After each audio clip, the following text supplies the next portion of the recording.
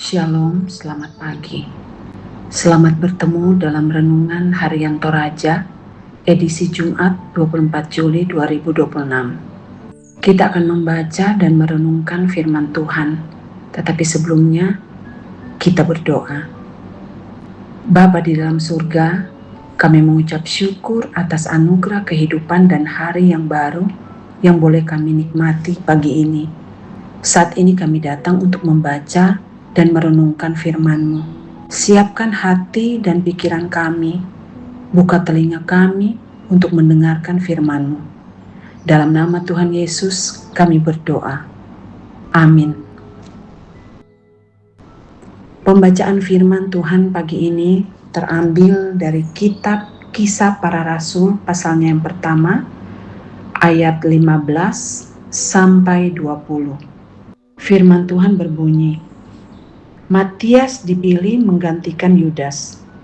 Pada suatu hari, berdirilah Petrus di tengah-tengah saudara-saudara yang sedang berkumpul itu, kira-kira 120 orang banyaknya, lalu berkata, Saudara-saudara, haruslah digenapi yang tertulis dalam kitab suci yang disampaikan lebih dahulu oleh Roh Kudus dengan perantaraan Daud tentang Yudas, pemimpin orang-orang yang menangkap Yesus.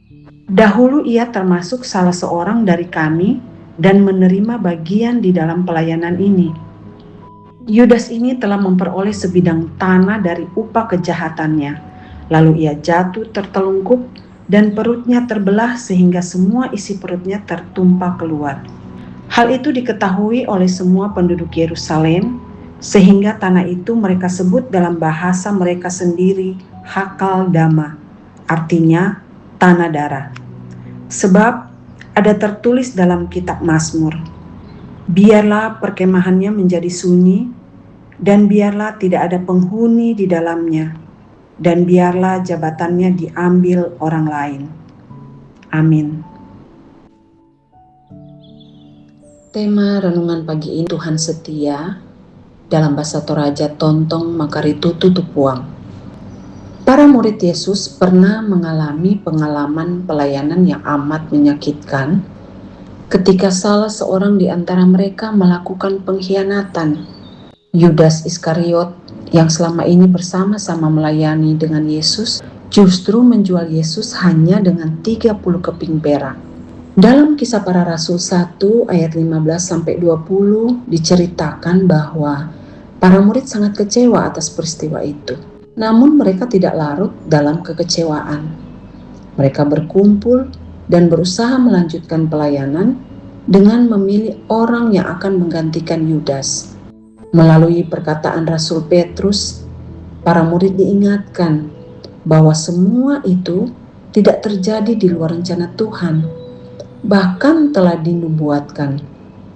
Menjadi bahan perenungan bagi kita bahwa sejak awal gereja bukanlah kumpulan orang-orang yang sempurna.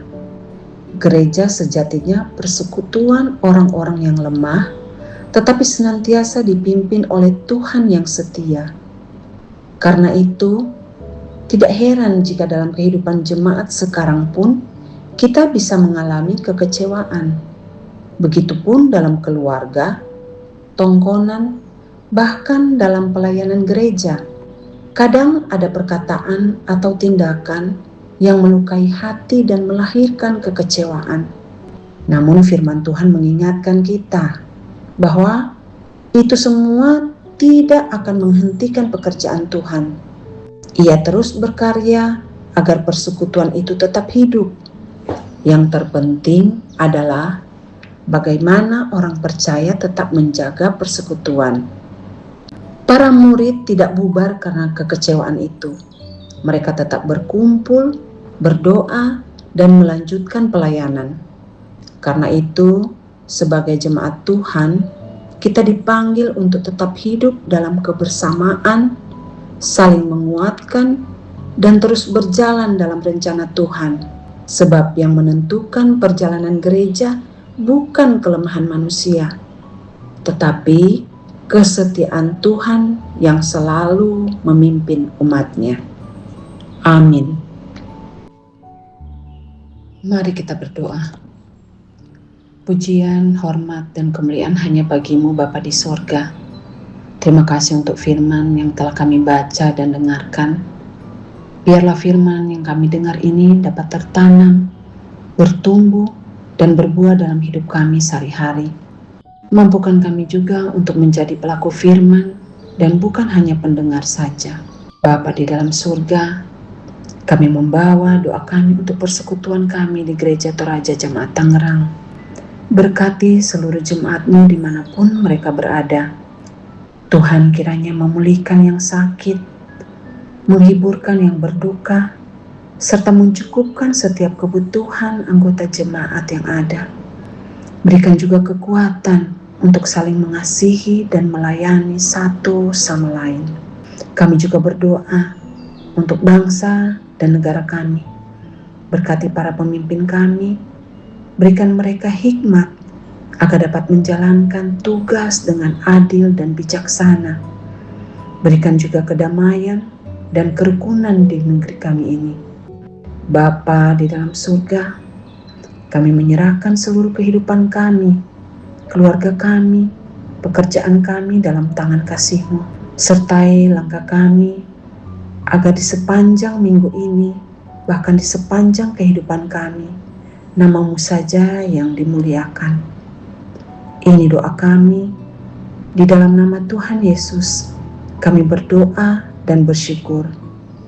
Amin.